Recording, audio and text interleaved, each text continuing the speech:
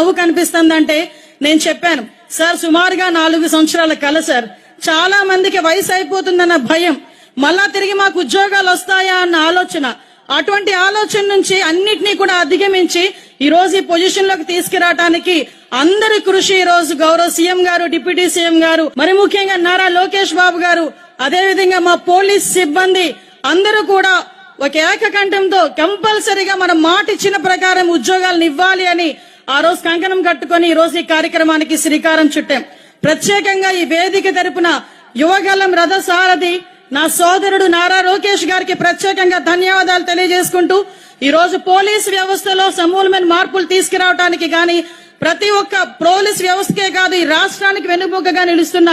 గౌరవ ప్రధానమంత్రి నరేంద్ర మోడీ గారికి, అదేవిధంగా అమిత్ షా గారికి కూడా ప్రత్యేకంగా ధన్యవాదాలు తెలియజేసుకుని ఈ కార్యక్రమాన్ని ఇంత అందంగా తీర్చిదిద్దిన నా పోలీస్ సిబ్బందికి, ప్రత్యేకంగా మా డీజీపీ గారికి అందరికీ కూడా ప్రత్యేకంగా నేను ధన్యవాదాలు, నమస్కారాలు తెలియజేసుకుంటున్నా.